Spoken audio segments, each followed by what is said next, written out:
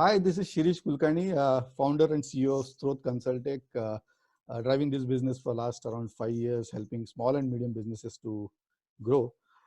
With this paradigm called as Hatke, we are speaking to a lot of personalities, a lot of individuals, a lot of industry owners, individuals who have mattered for themselves, have laid down their career in a completely different way, and we call it in Hindi or Marathi Hatke, and made their mark, and they've shown their metal to really to the world and feel proud of it. I have such a great personality with me, Vaibhav Tatwadi. So Vaibhav, welcome to this. Thank you so Talk. much. And so we are actually pretty excited to know about Vaibhav, your career path and how you conceived what you wanted to do. And it basically, stepping back a little bit, there is a little bit of a lull, due to this lockdown. Are people thinking not so good? The industry has stopped. There is a little bit of slowdown.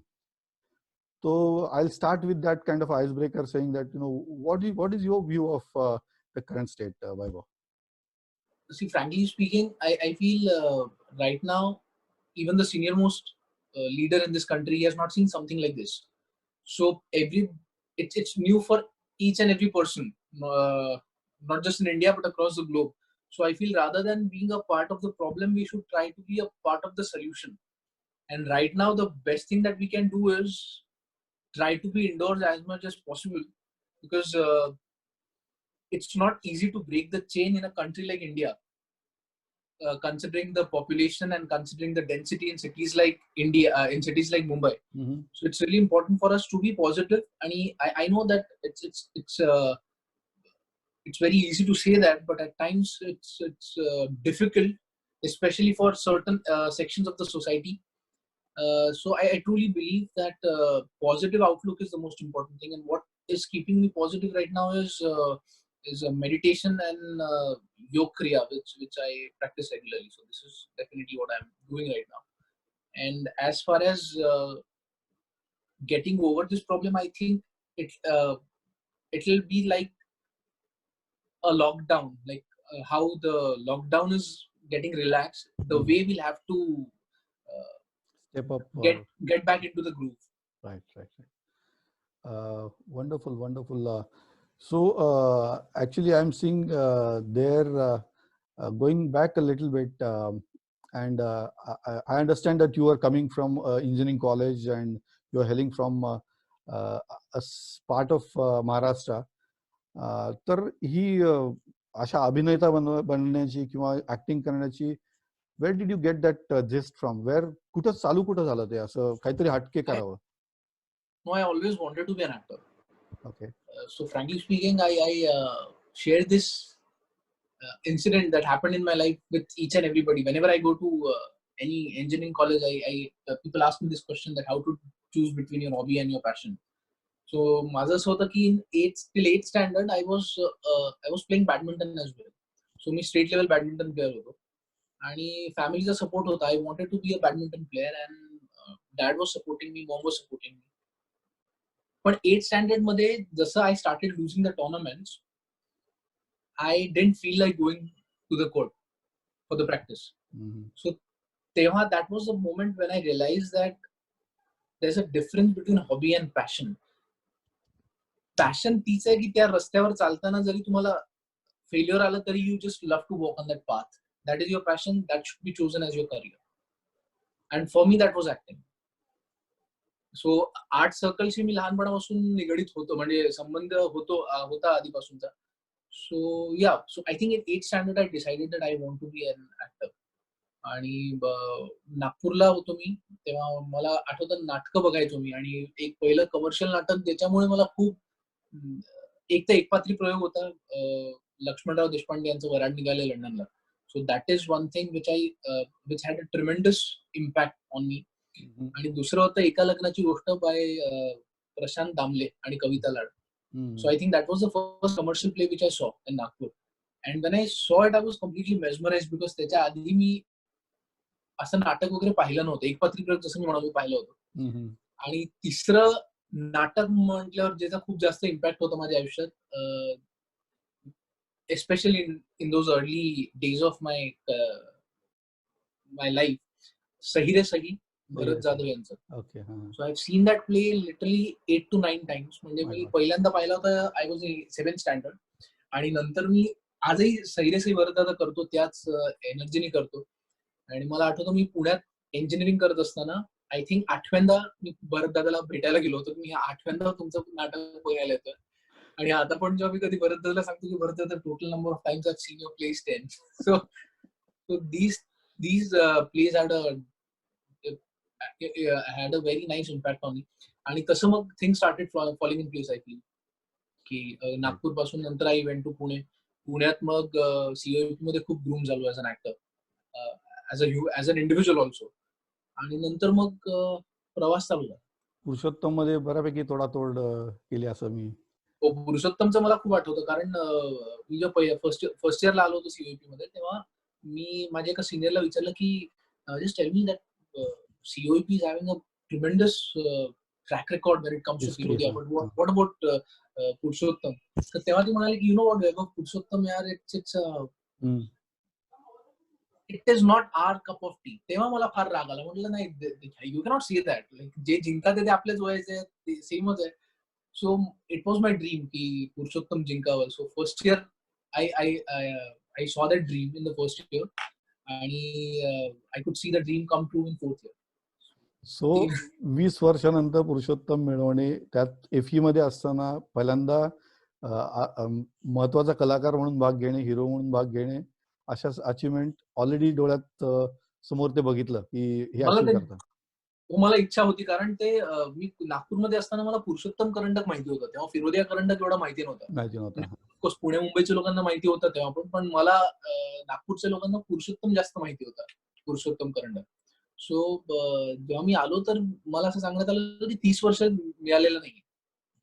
म्हणजे काहीतरी 78 का 80 साली रवींद्र मंकणी सरांच्या वेळेस त्यांना करंडक मिळाला होता. त्याच्यानंतर मिळालंच नाही. आणि अरे यार, if we can do it. आणि मला आठवतं 4th इयर मध्ये जिंकल्यानंतर दुसऱ्या दिवशी हिंदुस्तान टाइम्स का टाइम्स ऑफ इंडिया मध्ये हेडलाईन आली होती की COP bags the honour after a span of 30 years. That moment I still cherish. Yes, wonderful wonderful. पण मला आता प्रश्न वाटतो, म्हणजे बिझनेस मध्ये पण एंटरप्रेनर तुझं जे करिअर आहे, एक विजन असतं कुठेतरी, आपण बघतो ते आपल्याला तेव्हा माहिती नसतं ते बरोबर आहे नाहीये, पण मग त्याला पकडून कसं ठेवायचं? कारण हा महत्वाचा मेसेज आहे एंटरप्रेनर साठी सुद्धा, किंवा समबडी हु इज परसिव्हिंग समथिंग. ते तुला 8वीत काहीतरी दिसलं, पुरुषोत्तम करंडक मध्ये पण दिसलं, पण ते तू कसं रिअलाइज केलं की हे मला दिसतंय आणि मी हे मिळवणार? कारण it's a journey, right? I think याच्या 2 ऍस्पेक्ट्स असले. We can look at it in 2 different ways. One is the passion, that okay I want to do something. But जेव्हा आईबाबांशी तुम्ही बोलायला जाता, तेव्हा you have to speak in practical terms. You just cannot say that yeah this is my passion and I want to do it. कारण there are lots of other things as well. आणि I belong to a middle class family, त्यामुळे offbeat जेव्हा तुम्ही म्हणतात entrepreneurship, I think it's something offbeat. कारण when it comes to middle class family, conventional way काय असतो, job कर बाबा, इंजिनिअरिंग कर किंवा MBBS हो. At least this is what it was at least 10 years back. आता परिस्थिती बऱ्यापैकी बदलली आहे. So job was the conventional way. So जेव्हा मुलगा म्हणतो घरातला की बाबा मला ऍक्टिंग तर खूप चल वेगळाच आहे काहीतरी, पण मला बिझनेस करायचा आहे किंवा मला अजून काही करायचं आहे, so that comes as a shock to the parents. कारण सडनली त्यांचे डेफिनेशन किंवा त्यांची जी गणितं असतात, जी इक्वेशन्स असतात, तुम्ही तोडतात ते आणि तुम्ही म्हणतात मला वेगळ्या पाथवर चालायचं आहे. सो मला असं वाटतं, जसं मी मगाशी म्हणालो की you need to decide your passion. आणि पॅशन तेव्हाच ठरतं की त्या पाथवर, even if there is failure, I would love to walk on that path. Which happened in my case when I had to choose between sports किंवा badminton आणि acting. आणि त्याच्यानंतर मला असं वाटतं प्रत्येकाची परिस्थिती वेगळी असते. मला आश्चर्याचं वाटतं की बऱ्याचदा काही पालक त्यांच्या मुलाला घेऊन येतात माझ्याकडे, 10वी 12वीतला असतो पोरगा तो, आणि त्याला असं काहीतरी ऑफबीट करायचं असतं, सपोज स्पोर्ट्समध्ये किंवा ऍक्टिंगच करायची असेल, तर ते सांगतात वैभव सांग गेला पहिले इंजिनिअरिंग कर. हे बघ हा पण इंजिनिअर आहे. तर मला असं वाटतं नाही, it was my circumstances were different, आणि that's the reason I did that. कदाचित जर if I belong to family, filmy family आपण जर म्हणतो, तर I wouldn't have done engineering, that's for sure. मी कदाचित न्यूयॉर्क फिल्म अकॅडमी किंवा अजून पुढे अकॅडमीमध्ये जाऊन करिअर कोर्स केला असता. राईट. सो मला असं वाटतं प्रत्येकाची परिस्थिती वेगळी असते. त्या परिस्थितीचं भान ठेवून आय गेस तुम्ही तुमचे डिसिजन्स बनवले पाहिजे. पण if you want to sum it up, I say that passion is one thing. कारण खूप लोक पॅशनेट असतात, पण पॅशन सोबत another important word is aptitude. So it has to be an amalgamation of passion and aptitude. नुसतं passion will burn you down. कारण if I say I want to be a singer, पण ते aptitude आहे का माझ्यात, हे पण कुठेतरी तुम्हाला तुमचं एक रिअलिस्टिक गणित आखणं गरजेचं आहे. आणि त्याच्यानंतर मग जेव्हा तुम्ही ऍप्टिट्यूड, टॅलेंट, मेहनत आणि पॅशन जेव्हा हे एकत्र येतात, तेव्हा I guess you will see things falling in place. आणि the most important thing I feel for entrepreneurs is patience. It's not gonna come very easily because you become more famous. Like, कारण तुम्ही काहीतरी वेगळं करताय, so it will take time. You have to be patient. Right. आणि आता Bing अन engineer, engineering मध्ये आपल्याला patience शिकवलं जातो, बऱ्याच गोष्टींमध्ये मल्टीटास्किंग शिकवलं जातं, बऱ्याच ठिकाणी हार्डवर्क शिकवलं जातं, बऱ्याच ठिकाणी स्वतः लर्निंग शिकवलं जातं. Maybe exercise, boat club and all that stuff is also there. त्या गोष्टीचा किती फायदा होतो आता तुझ्या definitely not just for me as an actor. चला माझे आता आमच्या कल्चरल ग्रुपमध्ये किती 100-150 मुलं असायचे. त्यातले एकच मुलगा होता ज्याला माहिती होतं मला हे इंजिनिअरिंग करायचं नाहीये. बाकीचे they were sure that we want to do MBA किंवा MS किंवा मला या क्षेत्रातच राहायचंय. I was the only one who was like की मला हे आयुष्यात पुढे करायचं नाहीये. पण तरी मी जेवढ्या पॅशनेटली काम करायचो, तेवढ्याच पॅशनेटली माझे मित्र कल्चरल ग्रुपमधले काम करायचे. म्हणजे अभ्यास सांभाळून सगळं करून मला असं वाटतं activities like these make you a team person. आणि ते खूप गरजेचं आहे. तुम्ही कोणत्याही क्षेत्रात जा, जर तुम्ही लोकांना वाटतं की टीम पर्सन जर नाहीये, तर ते मग तुमच्या सक्सेसला डेफिनेटली हॅम्पर करताय, आय गेस. मला असं वाटतं कोणत्याही क्षेत्रात. त्यामुळे these things help me a lot. आणि जसं मी नेहमी म्हणतो की COEP was an acting cum engineering school for me. And that groom me as an actor and as a human being as well. त्यामुळे खूप शिकायला मिळालं, खूप चांगले मित्र मिळाले.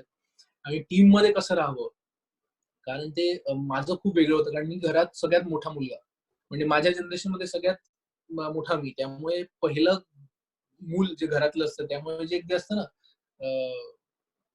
प्रिन्स ट्रीटमेंट जे तुम्हाला मिळते लहानपणापासून, की सबकी आंखों का तारा, तर त्या मुलांना फार डिफिकल्ट जातं टीम मध्ये ऍडजस्ट करायला इनिशियली. थोडासा, कारण तोपर्यंत सगळं असतं घरातला जो मोठा मुलगा असतो किंवा फॅमिलीचा सगळ्यात. सो मी जसं म्हणलं तसंच होईल. सो पण ते अचानक जेव्हा तुम्हाला वाटतं की नाही, I have to adjust because this guy doesn't like it, तर आय गेस ती एक टीम स्पिरिट तुमचं डेव्हलप होतं आणि ती खूप गरजेची आहे if you want to be successful in any field. Right.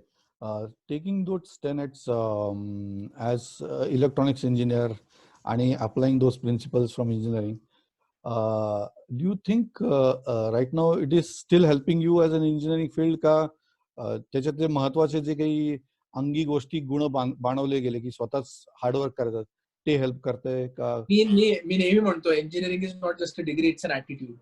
क्या बात आहे. सो कोणत्या फील्डला तुम्ही बिलॉंग करता माहित नाही. I did in metallurgy and material science, पण आय गेस तो ऍटिट्यूड डेफिनेटली आला of making sure you don't give up. क्या बात आहे.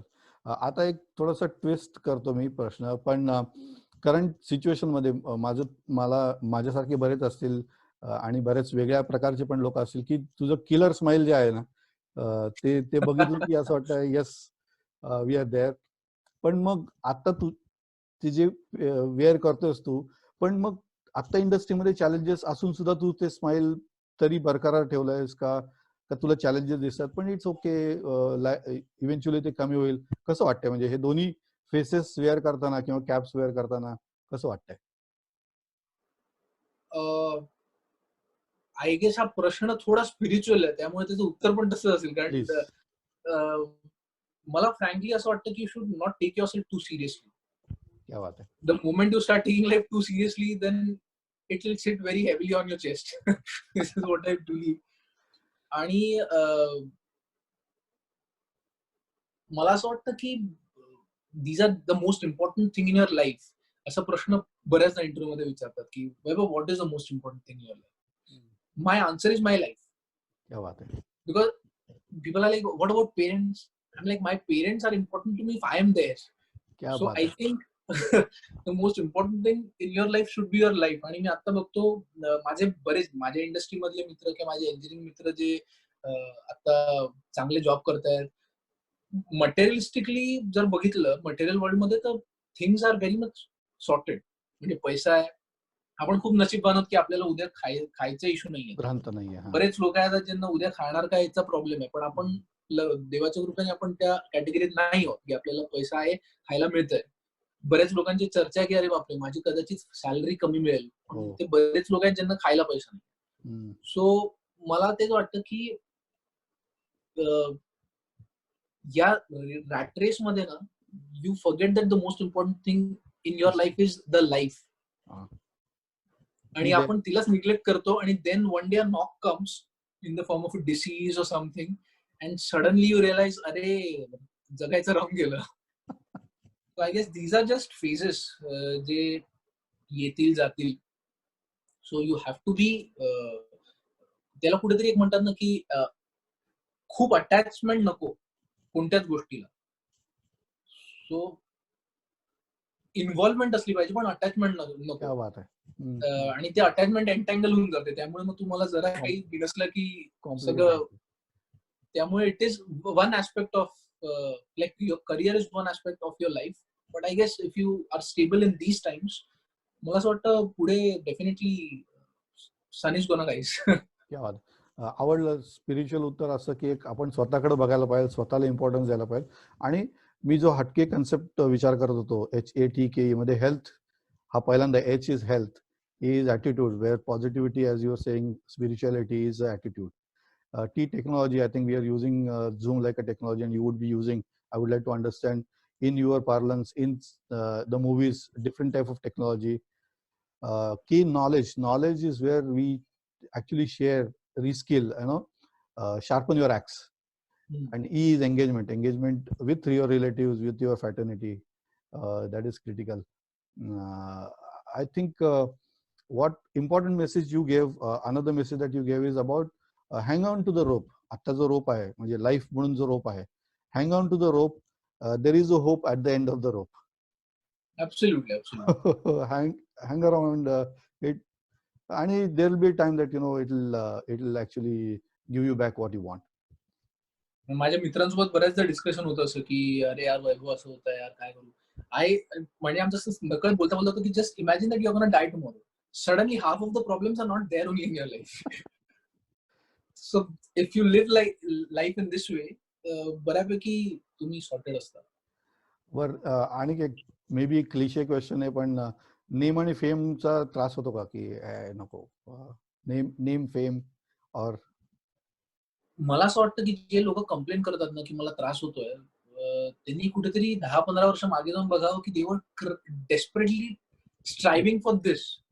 आणि मग आता जर ते मिळालंय तर यू बेटर बी हॅपी की ते सगळ्यांना मिळत नाही.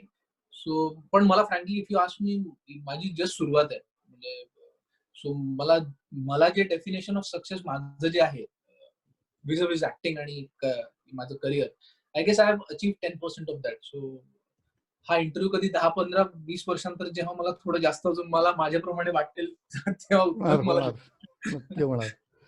बरं, आता एक थोडासा करिअर ग्राफ वरती आपण प्रश्न घेऊया की करिअर मध्ये टर्निंग पॉइंट्स असतात, तर तुझ्या दृष्टीने हटके टर्निंग पॉइंट्स कुठे कुठे आले तुझ्या करिअर मध्ये? 2006 साली जेव्हा मी पुण्याला आलो, that was definitely a turning point in my career. आणि त्याच्यानंतर आय गेस कॉफी आणि बरंच काही जी माझी फिल्म होती, I was not expecting that film to be such a big hit. That turned out to be a changing point in my career, turning point. आणि तिसरं म्हणजे हिंदीमध्ये बाजीराव मस्तानी जेव्हा झालं तेव्हा पण I was not expecting, I was just doing my work. कारण it was really hectic. ते बॉल्ड पॅच लावणं आणि त्याचे कपडे घालणं आणि ते डिफिकल्ट डायलॉग्स बोलणं. So I was not thinking.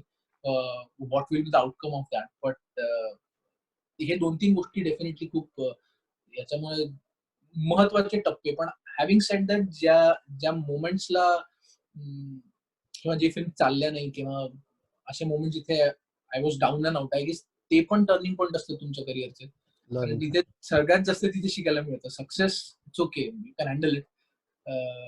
पण फेल्युअर मध्ये जेव्हा तुम्ही शिकतात गोष्टी ते लाईफ लॉंग राहतात. Another may be cliché question, पण सक्सेस तुझ्या दृष्टीने प्रोसेस असा आहे की काहीतरी अचीव्ह करणं असं आहे? कारण आपण we tend to get burnt out ना, की एखादी गोष्ट अचीव्ह करायची आणि ती खूप लांब आहे आणि ती पळते आपल्यापासून दूर दूर. त्याच्यामागे पळताना आपल्याला बर्नआउट व्हायचा कधी कधी चान्स असतो. तर तुझ्या दृष्टीने सक्सेसचा हे पाथ मी ट्रॅजेक्टरी फॉलो करतोय तो आहे का? कशा दृष्टीने सक्सेस डिफाईन करतो तू? सक्सेस इज द मला वाटतं की it is the process. Process. And okay. If you don't enjoy it, तर बऱ्याचदा असं होतं की जेव्हा तुम्ही तिथे पोहोचता ना, तुम्हाला वाटतं अरे अरे आयुष्य सेमच आहे. संपलेलं म्हणजे असतं. हा. काही बदललं नाहीये. म्हणजे ओके. माझं छोटं उदाहरण मला असं वाटलं की फर्स्ट इयर मध्ये असं वाटलं होतं की पुरुषोत्तम करंडक मिळाल्यावर ओ गॉड, पण मिळाला त्याच्या 2 दिवसानंतर सेमच होतं सगळं. म्हणजे मी कॉलेजला जायचो, तसंच सगळं होतं. त्यामुळे महत्वाचं काय होतं ती जर्नी, ते मित्र. त्यामुळे ती जर्नी मिस करून जर तुम्ही डेस्टिनेशन पर्यंत पोहोचाल, तर ते मजा नाहीच येणार कधी. सो बरं. That is most important, the आणखी एक प्रोसेस. आणखी एक may be will give it a try for impromptu answer, की 8वीतला वैभव उभा राहिला आता आणि तो आत्ताच्या वैभवला काय विचारेल? 1-2 प्रश्न किंवा एक, की तो उभा राहिला आणि म्हणला की अरे हे केलंस का? का हे खाल्लंस का? का हे अचीव्ह केलंस का? बाबांना हे दिलंस का? व्हॉटएव्हर. तर काय 8वीला विचारायला? तर तो एवढंच म्हणेल की आजकाल जरा बरे कपडे घालतोस. बाकीचं सगळं सेमच आहे चालू. कपडे वगैरे जरा बरे घालायला लागलो. तेवढंच काय फरक उरला तो. ठीक आहे, ठीक आहे. मागे वळून बघताना काही काही गोष्टी वेगळ्या प्रकारे केल्या असत्या असं काही भावना आहे का? I think it is all all what was destined, all planned, thought through. मी बऱ्याचदा विचार केलाय, पण मला असं वाटतं की तेव्हा जर ते तशा केल्या नसत्या, तर ते चुका घडल्या नसत्या आणि त्याच्या चुकातून शिकलो नसतो. ओके. त्यामुळे जसं केलं तसं ते चुके तेव्हा ते कारण की बरोबर वाटतं तुम्हाला. सो आणि दुसरी गोष्ट म्हणजे frankly I never live in the past. कारण ते something which is gone by. Done and dusted. आता त्याच्यात तुम्ही जगाल तर life will bypass you. So it's better you live in the present. Excellent. Another thing typically getting ask is, तुझ्या bucket list असं काही बनवतोस का? तुला हे अचीव्ह करायचंय, हे अवॉर्ड मिळायचंय, ते करायचं, असं काही एस्पिरेशन किंवा असं ठेवलंयस का? Anyway it is there somewhere in your mind or? Frankly मग 1-2 गोष्टी होत्या, पण ते जोपर्यंत मिळत नाही तोपर्यंत सांगण्यात पण अर्थ नाहीये. पण बरोबर. Having said that, as I told you की walking on this path is so much rewarding, की त्याच्यात आले in the stride, if awards come my way, money come my way, success whatever comes my way, it's good. But walking is very rewarding. Walking on this path which I always wanted. आणि माझ्यासारखे बरेच लोक होते ज्यांना हे करायचं होतं, पण समहाऊ त्यांना करता नाही आलं. सो आय गेस कलाकार लोकांनी स्वतःला खूप नशीबवान समजलं पाहिजे, की एक तर ते जे काम करतायत तो अल्टिमेटली जॉबच आहे. म्हणजे मी जर इंजिनिअरिंग नंतर ऍक्टिंग नसतो केलं, तर मी काय जॉब करत असतो किंवा काहीतरी करत असतो. त्याच्यानंतर किती चांगलं केलं तरी कोणी माझ्याकडे येऊन फोटो किंवा एवढं प्रेम नसतं केलं. किती छान काम केलं असतं, माझी टीम असती ज्यांनी माझ्यावर प्रेम केलं असतं कदाचित. त्यामुळे ऍक्टर म्हणून तो ग्रॅटिट्यूड असणं खूप गरजेचं आहे, की मी माझं कामच करतोय, माझ्यासाठीच करतोय, काही समाजासाठी काही करत नाहीये. पण तरी एवढं प्रेम मिळतंय, लोक तुमच्यासोबत फोटो काढतायत किंवा आय गेस ते ग्रॅटिट्यूड असणं नेहमी गरजेचं आहे. आणि मग रिवॉर्ड, ऑलरेडी जे प्रेम मिळतं ते खूप मोठं रिवॉर्ड आहे. त्यात अजून काही आलं तर ठीक आहे, नाही आलं तर क्या इट्स बात आहे, ओके. क्या बात आहे. मला जे रीड केलं मी किंवा मी ऐकलं त्याप्रमाणे ऍक्टिंग करणं हेच तुझं पॅशन आहे. ऍक्टिंग करणं हाच तुझं सक्सेस आहे. बाकीचं जे काही मिळत चाललंय हे बाय प्रॉडक्ट आहे त्याचा. आणि as long as you are absolutely. Not attach to that, झालं ठीक आहे. आय थिंक ते पण मिळालं, ते पण मिळालं. सक्सेस किंवा फेल्युअर दोन्ही फार अंगाला लावले तर त्रास होतो. Right, right. बरं, आता एक थोडासा विचार करणारा लावणारा प्रश्न असा, की म्हणजे मग तुला आता जे रोल मिळतात ते सगळे स्मार्ट, एकदम डॅशिंग आणि IT मधला एकदम पॉश आणि स्मार्ट, यंग, तडफदार असं सगळे रोल मिळतात. Is it something that typecasting you, or is it something that you are feeling proud, or कसं वाटतं? आय गेस फिजिकॅलिटी ग्रॅज्युअली चेंज होते, तसं तुम्हाला रोल जसे येतील तसे चेंज होतील. म्हणजे आता मी 30 वर्षाचा आहे. आता माझ्या वाटेला अमुक एखाद्या प्रकारचे. साच्यातले रोल येतील. त्याच्यात मी आता 50 वर्षाचा माणसाचा रोल तर माझ्या वाटेला येणार नाही, पण 30 वर्षाचे पण 10 लोक घेतले तर ते सेम नसतात. जरी दिसायला शरीर यष्टीने वगैरे सगळे सारखे असतील, तरी माझे 10 मित्र एकत्र जर आले, तर माझ्यासारखे दिसायला वगैरे, पण प्रत्येकाचं कॅरेक्टर खूप वेगळं आहे. सो ते कॅरेक्टरायझेशन महत्वाचं आहे गेस मला वाटतं. ग्रॅज्युअली ते बदलतील. तो टाईपकास्ट मला हाऊ यू लुक किंवा ती फिजिक कशी आहे मला असं वाटत नाही. ते कॅरेक्टर कसं आहे आणि तुम्ही कसे इंटिग्रिटीज त्या कॅरेक्टरच्या तुम्ही पोर्ट्रे करू शकता, मांडवता तुम्ही. ओके. ते त्यांनी आय गेस तुम्ही दोन कॅरेक्टर मधला फरक जास्त चांगल्या पद्धतीने दाखवू शकता. Excellent, excellent, excellent. आणि मला दिसतं की जेवढं मी काही बघितलंय की you are working hard. Resume हे खूप अवघड आहे, ते जग खूप फास्ट जातं, रात्री अपरात्री काम करावं लागतात, but you still maintain your fitness, you still maintain your diet. तर ते कसं मॅनेज होतं? I mean it is pretty difficult right too. What help me the most is meditation. कारण बऱ्याचदा असं होतं की इतकं हेक्टिक होतं ना की तुम्ही सेम कधी कधी राहत नाही. आणि त्यामुळे मी सगळ्या मित्रांना म्हणतो माझ्या की not just actors, even IT मध्ये खूप प्रेशर आहे किंवा कॉर्पोरेट वर्ल्ड मध्ये पण केवढं प्रेशर आहे. So if you can't keep your self Sen, ते खूप डिफिकल्ट जातं आणि कंपल्सिव्ह होऊन जातं तुम्ही.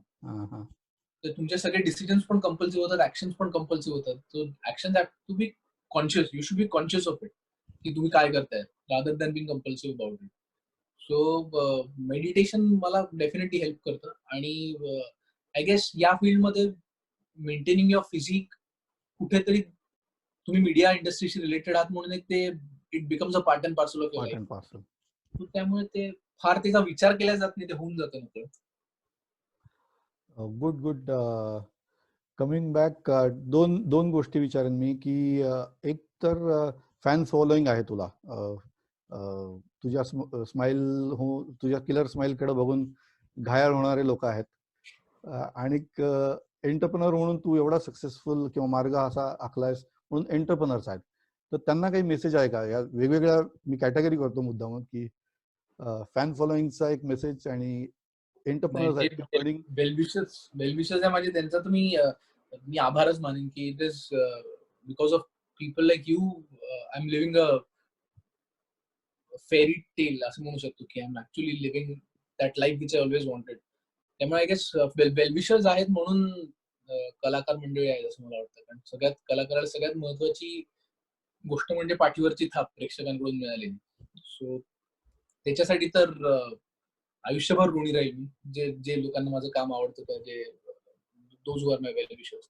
आणि एंटरप्रेन्योरशिप मध्ये मला नेहमी इंटरेस्ट होता. म्हणजे आता गेले 1-1.5 वर्ष आधी मी आणि माझा लहान भाऊ गौरव आम्ही प्रोडक्शन हाऊस चालू केलं, ऑटम ब्रीज फिल्म्स म्हणून. We are into making films, ad films आणि वेब सिरीज. बऱ्याच गोष्टी आता या लॉकडाऊनच्या काळात कदाचित स्क्रिप्टिंग वर काम करता आलं, बऱ्याच कॉन्सेप्टवर काम करता आलं. सो ते आहे. आणि मला तेच वाटतं की you should always do something which you like, कारण life is too short for you not to follow your dreams. I guess having said that, ते प्रॅक्टिकॅलिटी आणि त्या गोष्टी they will fall in place, but you should like what you are doing. कारण तुम्ही खूप वेळ आयुष्यातला त्या गोष्टीमध्ये घालवताय. म्हणजे दिवसाचे 8 ते 10 तास तुम्ही काम करता, जे काय करत असाल. So might as well you like it. त्याचा काही अर्थ नाही त्याला. ओके. जाता जाता एक प्रश्न की तुझ्या दृष्टीने कुठले काही रोल मॉडेल्स असे आहेत का की अरे मी यांना फॉलो करणार किंवा यांना फॉलो करत होतो, हे प्रिन्सिपल मला या माणसाचं आवडतं, असं काही तुला आवडणारे किंवा खूप मंडळी आहेत. लकीली अशा चांगल्या चांगल्या मंडळींना या क्षेत्रामुळे भेटता आलं. म्हणजे नॉट जस्ट या फिल्म इंडस्ट्रीचे, पण इतर क्षेत्रातले मंडळी ज्यांनी समाजासाठी केलंय किंवा देशासाठी खूप काही केलंय, तर बरेच लोक आहेत. आणि मला असं वाटतं प्रत्येकाकडून शिकण्यासारखं खूप आहे.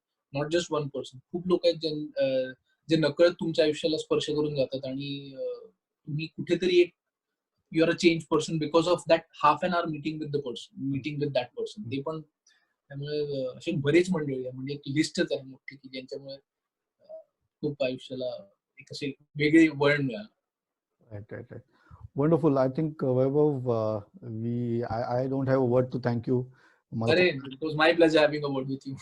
फॉर्मॅलिटी पण करायची नाही, पण खूप छान वाटलं वैभव तुझ्याशी बोलून, आणि असा वेल राऊंडेड वेगवेगळ्या छटा तुझ्या समोर आणू शकेन असं आपलं डिस्कशन झालं.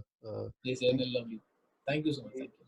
All the best to what aspirations you have, what hidden talents that you have, what Hatke cards that you are having close to your heart. We wish all that comes true, and you shine as a star, and bigger than a star. Thank you so much. Thank you. All the best. Business कोई भी हो, success की नींव हम रखते हैं। बुलंदियों को छूने की आपके अरमानों की उम्मीद जगाती जोत है, हर सपनों का हम स्रोत है। सही स्ट्रेटेजी, परफेक्ट डिसीजन मेकिंग और बिजनेस ग्रोथ के लिए हम आपके साथ कंधे से कंधा मिलाकर आपकी स्वप्न पूर्ति करते हैं। स्त्रोत कंसल्टेक, सिनर्जाइजिंग ट्रांसफॉर्मेशन।